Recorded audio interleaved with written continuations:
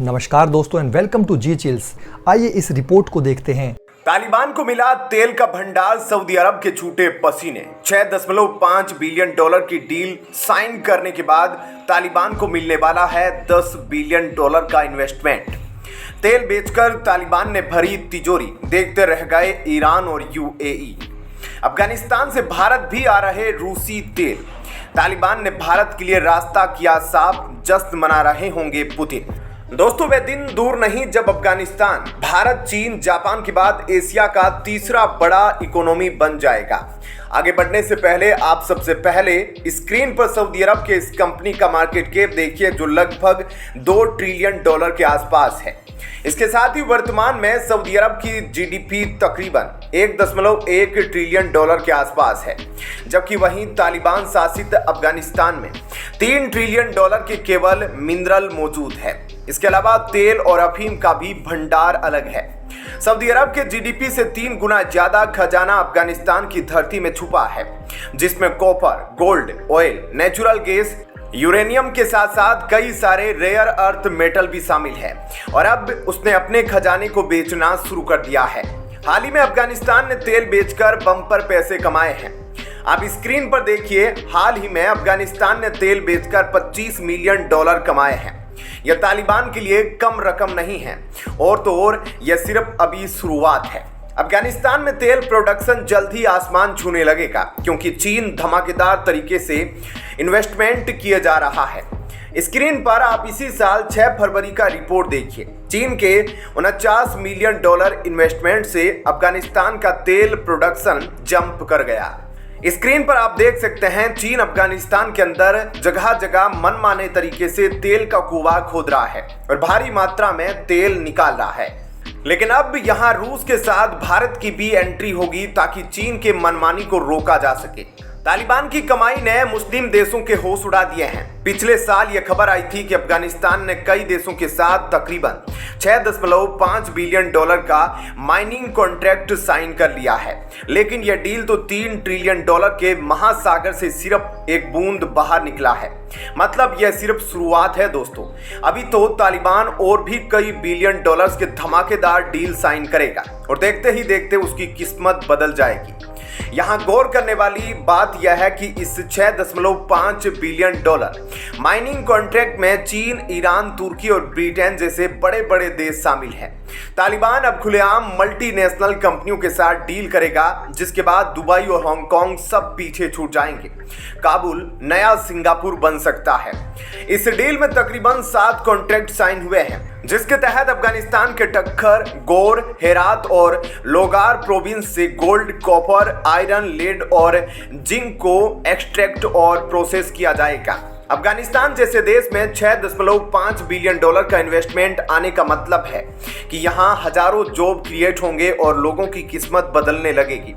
उदाहरण के लिए हम आपको बता दें कि इस मेगा डील के तहत अफगानिस्तान के टक्कर प्रोविंस से चीन गोल्ड एक्सट्रैक्ट करने वाला है। इसके लिए 5 सालों तक टोटल अर्निंग का 65% तालिबान को दिया जाएगा। इसके साथ ही डील में कहा गया है कि तुर्की, ईरान और ब्रिटेन की कंपनी हेरात प्रोविंस के अंदर आयरन और एक्सट्रैक्ट और प्रोसेस करेगी। यह डील 30 सालों के लिए की गई है। तालिबान को इसके तहत 13% का रेवेन्यू शेयर मिलेगा। आप जरा स्क्रीन पर देखिए, तालिबान को 3 ट्रिलियन डॉलर का महाखजाना बनाने के पीछे ये तीनों मिनरल्स का बहुत बड़ा हाथ है। इनका एस्टिमेटेड रिजर्व आप स्क्रीन पर देख सकते हैं। कई लोगों का यह भी कहना है कि चीन अफगानिस्तान के चक्कर में अफ्रीका को भी एक्सप्लॉइट करना भूल गया है। आप स्क्रीन पर देख सकते हैं, चीन अफगानिस्तान में छुपे लिथियम डिपॉजिट के लिए तालिबान को 10 बिलियन डॉलर तक ऑफर करने को तैयार है। एक तरफ चीन पाकिस्तान में अब इन्वेस्ट नहीं करना चाहता, वहीं दूसरी तरफ अफगानिस्तान के लिए उसने अपनी तिजोरी खोल दी है। अब उसे इतने पैसे मिलने लगे हैं कि उसने अफीम यानी ड्रग्स पर भी बैन लगाना शुरू कर दिया, जिसकी खेती के दम पर वह अब तक सबसे ज्यादा पैसे कमाया करता था।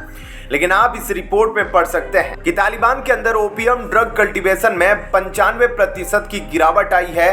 यह यूनाइटेड नेशन के लिए भी बड़ी सफलता है। मेरे हिसाब से अफगानिस्तान के अच्छे दिन शुरू हो रहे हैं।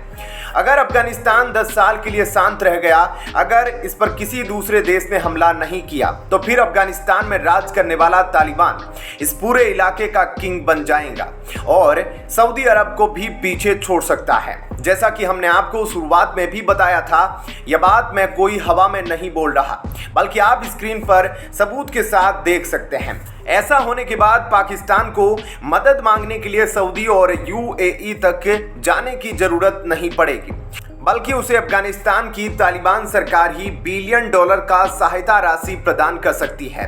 अफगानिस्तान के $3 ट्रिलियन खजाने के सामने उसके आसपास के कोई भी देश जीडीपी के मामले में नहीं खड़े हो पाएंगे।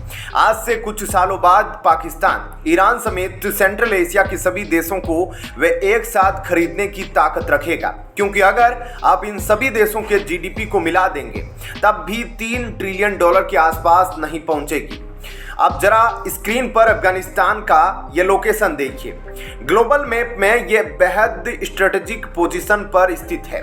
ये पहले सिल्क रूट का भी पार्ट हुआ करता था। इसके नॉर्थ में एक तरफ जहां पूरा का पूरा सेंट्रल एशिया और रूस है, वहीं दूसरी तरफ साउथ में भारत समेत पूरा का पूरा साउथ एशिया है। लैंडलॉक्ड कंट्री होने के बावजूद इसके बॉर्डर चीन और ईरान जैसे महत्वपूर्ण देशों के साथ जुड़े हैं। इसी कारण अब इस देश को बहुत बड़ा फायदा मिलने जा रहा है। अब जरा ध्यान से सुनिए, सेंट्रल एशिया के जो देश कजाकिस्तान और उज्बेकिस्तान, ये दोनों अफगानिस्तान में एक बहुत बड़ा ट्रांजिट हब बनाने जा रहे हैं। ऐसे पूरे लैंडलॉक्ड एरिया में आप समझिए कि अफगानिस्तान एक तरह से रूसी तेल के लिए बंदरगाह बन जाएगा। इस ट्रांजिट हब के माध्यम से रूस और सेंट्रल एशिया का तेल और मिनरल भारत, पाकिस्तान समेत पूरे साउथ एशिया और इंडियन ओशन तक पहुंचेगा।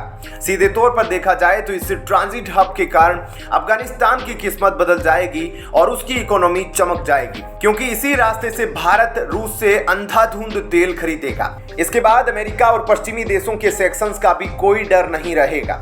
इसी कारण माना जा रहा है कि रूसी तेल और सेंट्रल एशियाई मिनरल्स भारत पहुंचाकर अफगानिस्तान में राज करने वाला तालिबान ट्रांजिट फी के रूप में मोटा मुनाफा कमाएगा और वह कई देशों के लिए स्ट्रेटेजिकली इंपॉर्टेंट भी बन जाएगा। उसके बाद इसकी ग्लोबल मार्केट में एक अलग पहचान भी बनेगी। हेरात प्रोविंस से उसे रिस्पेक्ट भी मिलेगी। इस पूरे विश्लेषण पर आप अपनी राय नीचे कमेंट में लिखें। धन्यवाद।